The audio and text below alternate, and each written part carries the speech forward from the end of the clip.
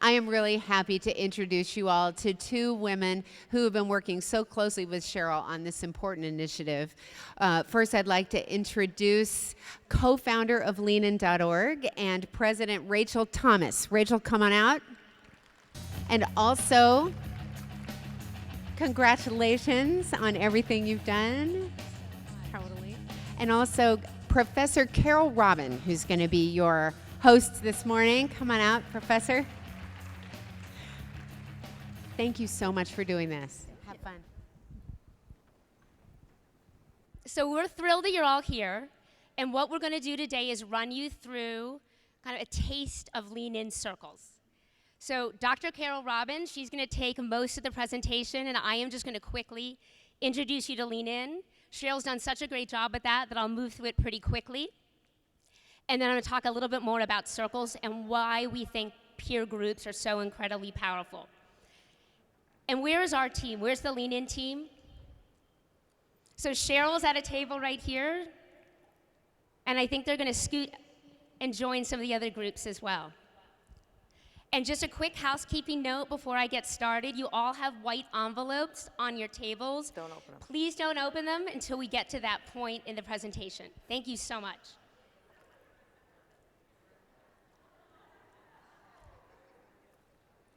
So as Carole said, leanin.org is all about encouraging and empowering women to lean into their ambitions. And we do that in 3 ways. We have the Lean In community, Lean In education, and what we're all here to talk about and experience this morning, Lean In circles. So the community's big and growing, and where's Nicole Stiffel? So Nicole, our wonderful head of community, is responsible for all our amazing growth. And I don't need to tell you this, but people talking about something and having a dialogue about something, that's the beginning of real change. People go from talking to thinking differently and eventually to action, and we're seeing so much of that, and it's very exciting.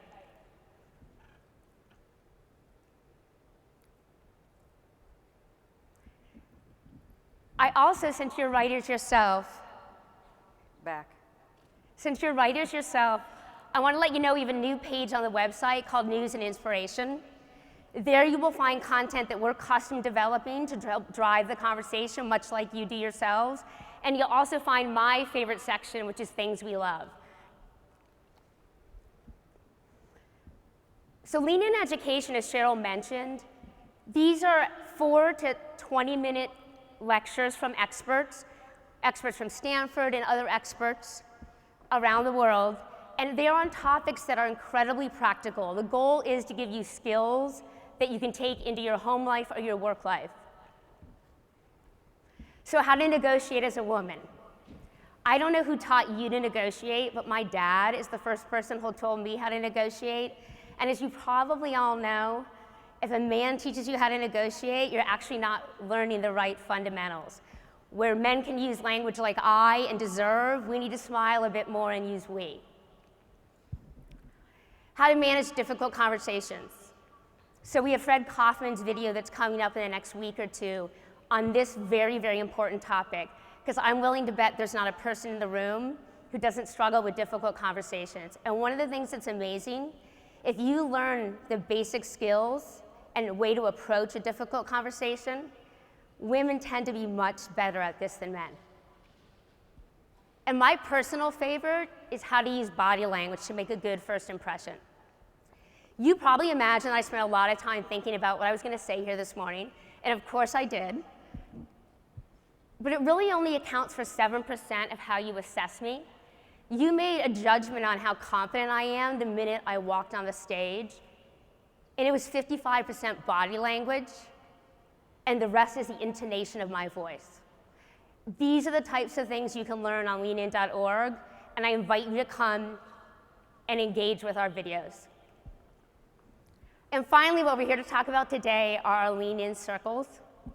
So these are small peer groups that meet together regularly. And as Carole mentioned, there's no right or wrong way to run a circle, but we do have some recommendations. It starts with you, and it starts with the commitment to be open and honest and to respect everybody else's confidentiality. I know when we went through this last night, the more everybody shared, the more I felt like sharing, and it was an amazingly amazing process, and I feel so much closer to the team for having done it. And peers are very important as well. And again, no right or wrong way to choose a peer, but the closer you are in terms of the life experiences that are current for you, the more relevant and meaningful the conversations will likely be. And finally, there's Lean In. We have our circle kits, which I think about like a recipe book for your circle. So like any good recipe, you can skip ingredients, you can add new ingredients. The idea is to make it what you want it to be. We also provide an online tool called Mighty Bell. You don't have to use it. You can pick up a phone, get a group of women together and start meeting like a book club would every month. But you can also use Mighty Bell. It allows you to schedule meetings, manage your circle, stay in touch, and you can do all of it online. And the goal here is that you end up with your own personal team of coaches, collaborators, confidants, and I think most importantly, cheerleaders. I want to introduce you to a couple of our circles. So Linda Brandt, she has a circle called Lean In Twin Cities in Minneapolis. And what I love about her circle is how she describes it. She describes it as Girl Scouts for grown-ups. And then all the way in Berlin, we have the Berlin Geekettes. And one of the things that's really interesting is circles really are coming together in all types of ways. And one that we see very, very frequently is an existing group. So the Berlin Geekettes are an existing group of about 100 women, and I'm told 4 men. They get together monthly. And what they've been doing is they've been incorporating our materials into their regular meetings, and now they've begun to break out into more formal circles. And they also blog on the experience as well. And one of the things that's incredibly exciting, we have circles in 50 states and over 50 countries. And I think that's because we all of us, everybody in this room, we understand the power of peer groups and peer support. How many times do you use the expression, 2 minds are better than 1? Or the whole is greater than the sum of its part? Or strength in numbers? And my personal favorite, we're better together, with a nod to Shel Silverstein in The Missing Piece. So I want to give you an example of this in action. The butterfly on the left was drawn by a young boy named Austin. He's in the 1st grade. How old do you think the artist on the right is? Anybody? A little louder? 7, anyone else? 14? 12, I think I heard? 21? So that butterfly was actually drawn by Austin on the very same day. So how did he do it? Teachers did not help, no teacher input, no parental input, no adult input at all. He worked with his classmates. He did draft 1, and they explained to him that the butterfly had pointier wings in real life. So he did draft 2 and got more input from them. Draft 3 got even better. Draft 4, and then by draft 5, Austin had a very beautiful butterfly. And what this illustrates is what we can accomplish as groups. And we know this. 20, 30 years of research tells us this. We're more creative in a group environment. In fact, research tells us that we can be 3 to 6 times more creative in an environment with a group than we can be by ourselves. More effective. We're all the most effective when we're challenged, encouraged, challenged, encouraged. And where does that happen? That happens in a group dynamic. And we accomplish more. This is where weight loss groups come from, and study groups. It's bringing people together around a common goal. And then finally, we learn more together. And that is a perfect segue to Dr. Carole Robin. So Carole is a professor at Stanford in the business school, and she teaches just this, group dynamics. And we're thrilled to have her here with us today, and she's gonna run you through a great exercise. And before I pass you off to her, I wanna share my favorite story she told me. It's really one of her early lean-in moments. Back in 1974, Carole was the first female non-clerical employee at the Fortune 500 company she started with, and that kicked off a 35-year career that is as eclectic as it is accomplished. So with no further ado, Dr. Carole Robin. Thank you. I have my own. Can you all hear me? So I don't need this, great. Okay, but I need the clicker. Yoo-hoo, Rachel. The clicker, the clicker. It'll be hard to advance the slides without it.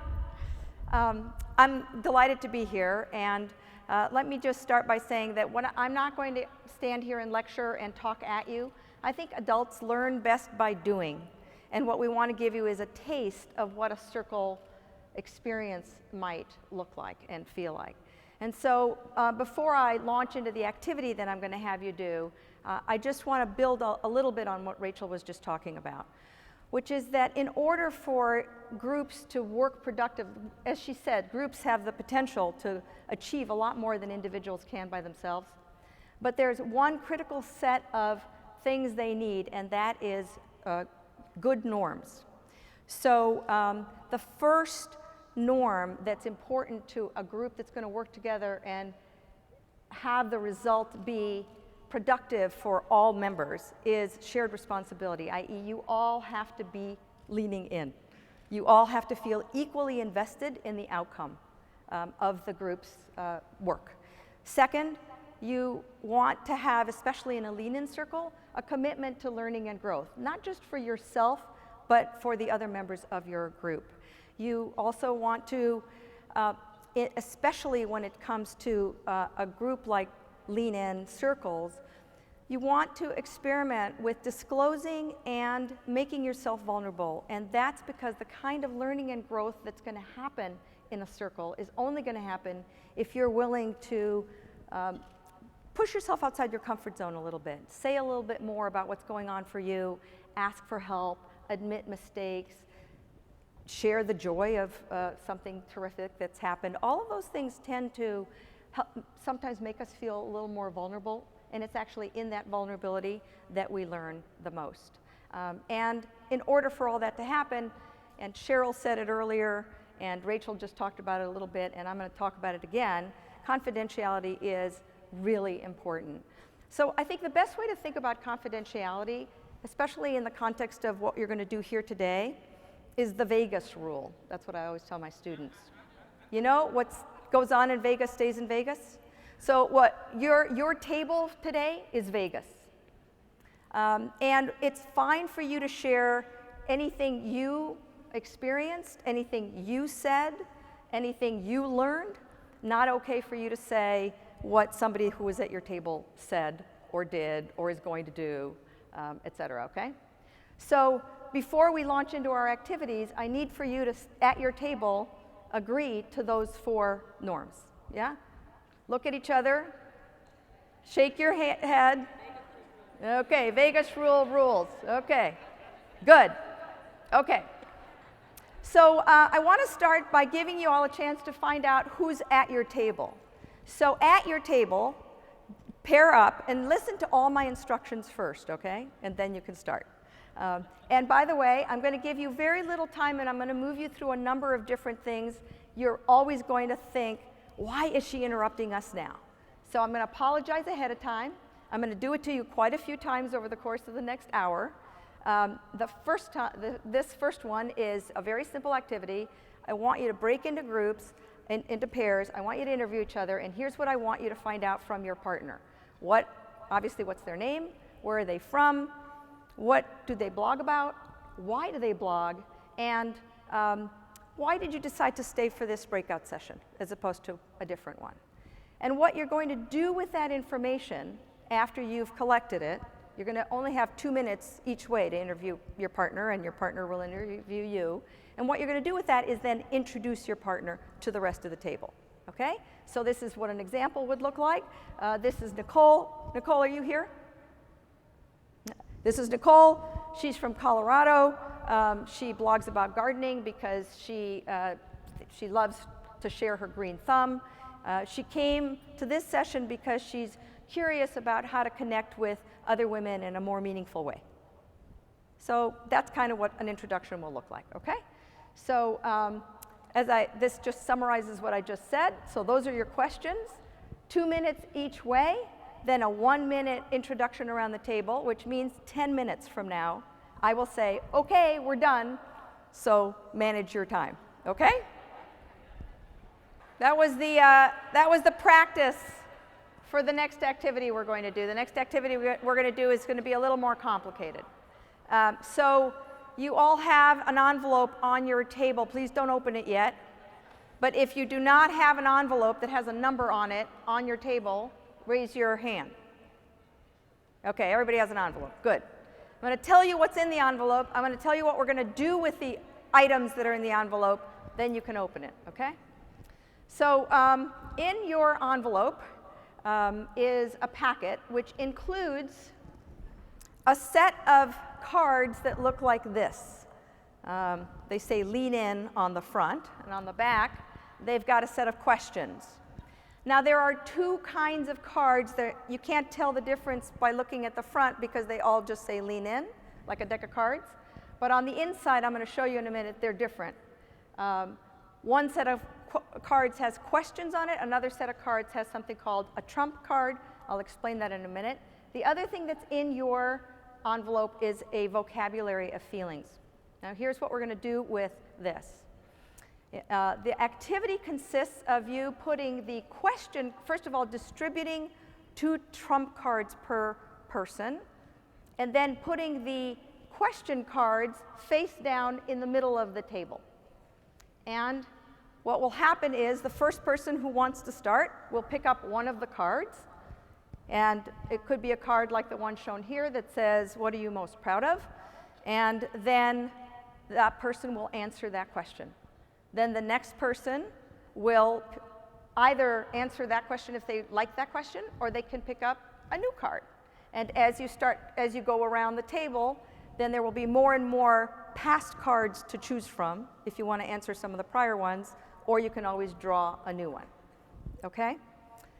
In terms of, so, you know, what are you most proud of? I might say, oh, I'm most proud of how I have finally figured out how to balance my professional life and my personal life. Now that might raise a bunch of questions for you. You want to know all kinds of more things about me as a result of that. But if we get into a long conversation about that, then nobody else is going to get to answer a question. So your temptation is going to be to want to have a long conversation about every one of these. And what I want to ask you to do is, unless the question is a clarifying question, like if I had said, what I'm most proud of are my kids, and you were sort of left thinking, well, why are you proud of your kids? You can maybe ask, why? But don't get into a long dialogue, okay? The idea here is to get around the table and get as much data out as you can. Now, you have, as I said, 2 trump cards per person. And what you are always allowed to ask with a trump card, the trump card says, how are you feeling right now? And so at any time, as a listener, you can throw your trump card into the middle of the table, and you can say, I'm using my trump card, how are you feeling right now? Now, you've only got 2, and once you use them, you've used them.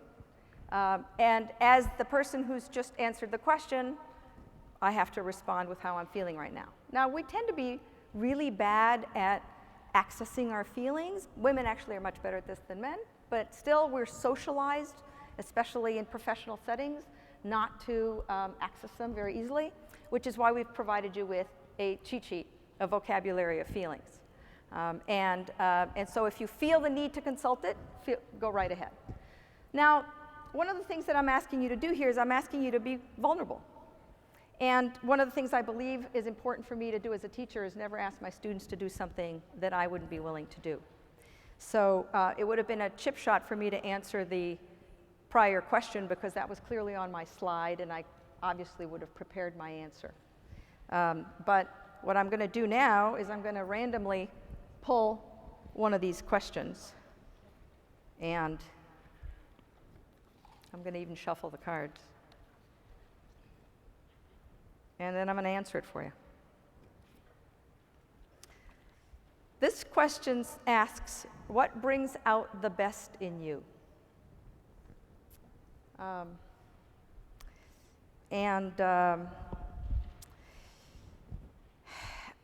I will say that what brings out the best in, my husband brings out the best in me.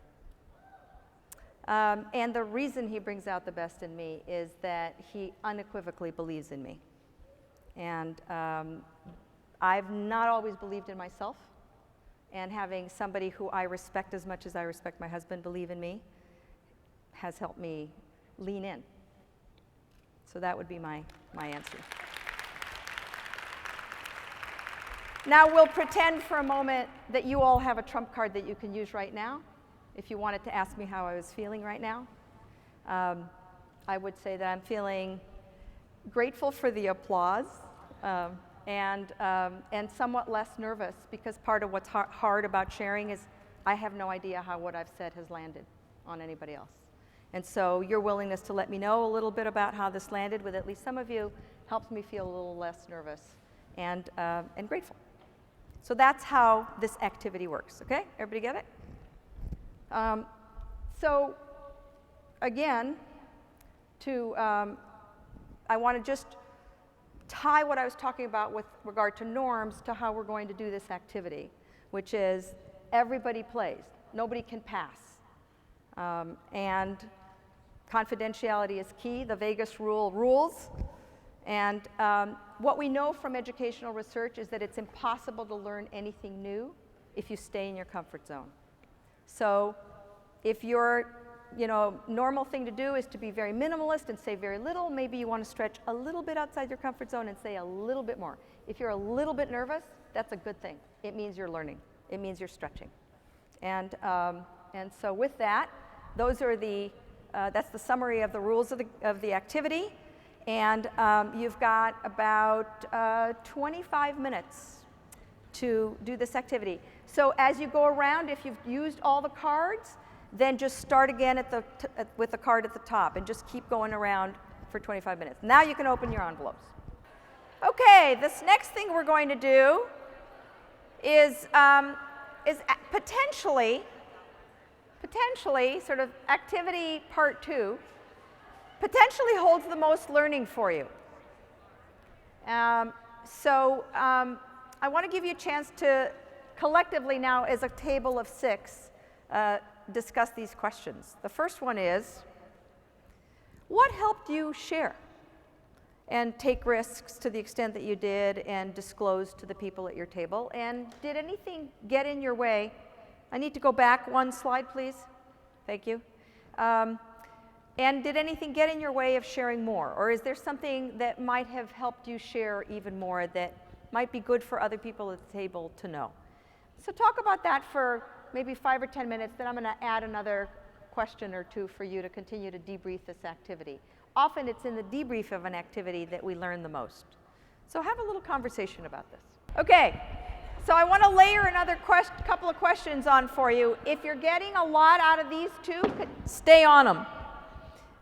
But if you feel like you've mined these 2 questions and could use 2 more provocative questions to deepen your learning, talk a little bit about whether or not in the course of this activity, since we started, from the introductions till now, you've experienced any new or unexpected feelings. And also any other takeaways or learnings that you've had here in this last hour. So continue to have the conversation, and we call this mining your experience for learning. What you have a potential to do here is learn a little bit about what brings out the best in you, what you need from other people, what you do that helps other people want to lean in. So there's a lot for you to learn from each other here in this experience. How do you create environments that feel safe enough for people to want to share with each other and lean in? So have that conversation now for a little while. So before I move us into the last activity, Anybody out there willing to share the answer to any of these general questions? A learning or a takeaway? What did you learn about what creates an environment that feels safe enough to both challenge and stretch? Yes, thank you. No, it's okay. I'll repeat the question. I'll repeat your answer. Yeah. The 4 norms that were established at the beginning to establish trust. Thank you for that. Others? Yes.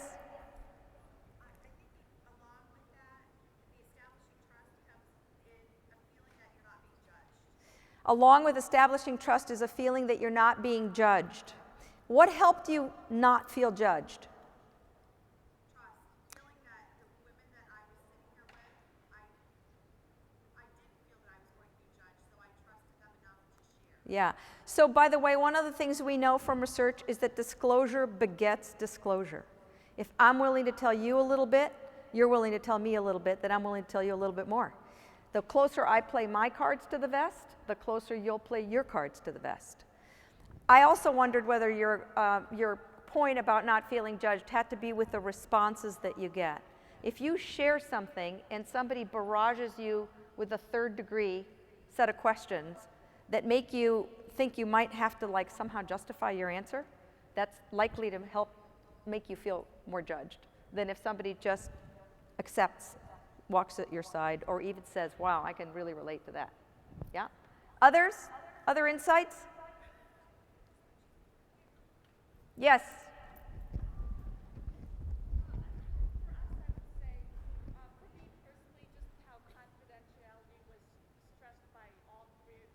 The stress of confidentiality by all 3 of us? One woman said, seeing smiling faces at the table helped. Seeing smiling faces at the table helped. Right. For those of you who couldn't hear, there was, also the idea that 6 people, it's a lot easier to be intimate with 6 people than with 25. And also that there was a sense of control. You could skip a question, you could go back to a question. But there was also a level playing field. Everybody had to participate, and that was one of the rules. So it's both the agency that you have to do it the way you want to do it that works for you as a group, but also a shared responsibility commitment. That was one of the 4 top things that we talked about at the beginning. Good. Any others? One more? Yeah. I'm sorry? Yeah. You.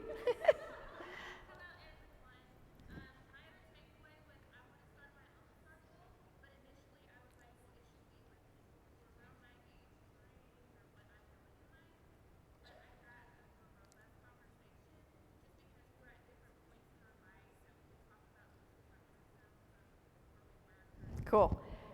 You probably couldn't hear her, right?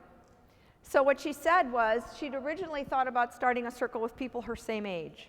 We tend to think that we need to have people that are like us.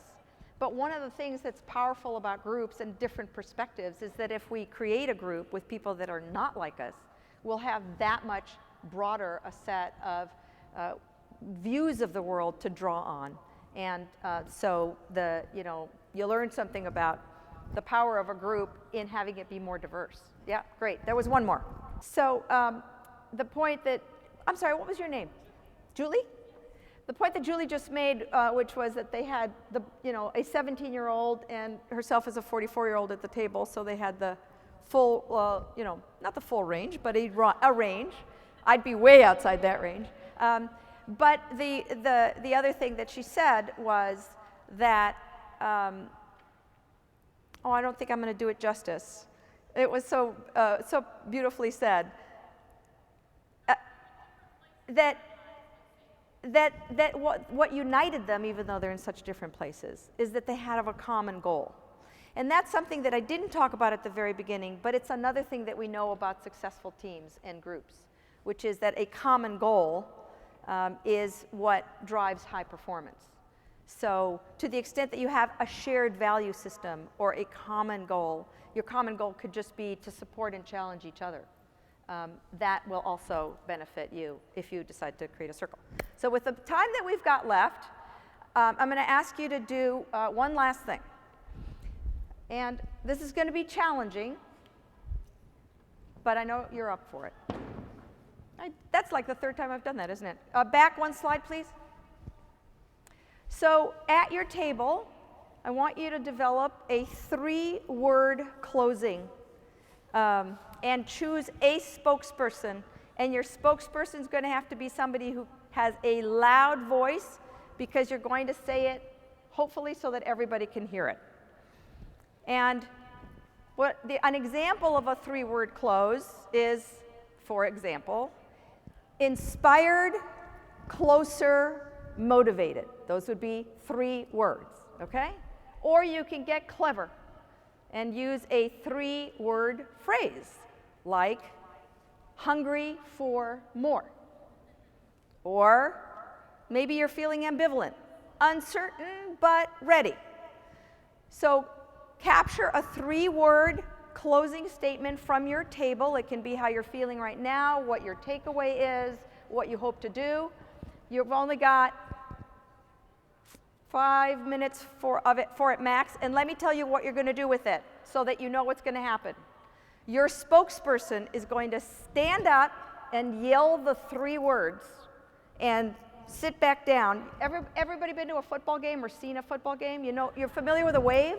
We're going to do a wave. This table will stand up, say their word. This table will stand up, say their 3 words. This table will stand up, say their 3 words. And we'll go down and around until every table has been represented. I have done this with 115 people standing and doing the wave in less than 3 minutes. So that's going to be your challenge to beat. And you've now got 5 minutes to develop and your 3 words and your spokesperson. Okay, Cheryl's table. After the picture's been taken, please sit back down. Okay, every table have a spokesperson and 3 words? Yes? Okay, because I'm going to time you. All right, this is how this is going to work. It's going to be, we're going to start with this table, and we're going to go down this row, and then we're going to wrap around and come back down that row, and then we're going to wrap around and finish over there. It's quick. First person stands up, yells your 3 words, and the minute you sit down, the next table person stands up, okay? Everybody clear? Raise your hand if you're not clear, because we're going to time you. We're going to see if you can do this even faster than a prior group, okay? Ready? Go. Okay, sit down. Next person. Motivated, rejuvenated, closer. Up. Great. Next. Fearless and empowered. Next. Supported, empowered, and strong. Yay. Dynamic, authentic women. Yay. Vulnerability speaks volumes. Problem solved, sorta. Okay, next. Proud, motivated, and connected. Next. Brave, women, inspired. Yay. Empowered, grateful, strong. Vulnerability empowers us. Unleash the power. Unapologetic, empowered, challenge. Yay. Next. Uncover your true self. Okay. Next. Safe, sane, consensual. Next. Inspiring, supportive, genuine. Connecting builds power. Regret no more. Yeah. Next. Break all the rules. Forward. Okay. Next. Energized, empowered, eclectic. Next. Vulnerable yet strong. Okay. And do we have some tables in the back? Yep. Empowered, inspired, and confident. Fear ain't cool. Fear ain't cool. Yep. Empower in numbers. Yep. In the back. Are you an eight? You didn't participate. And what about the very last table? Were you?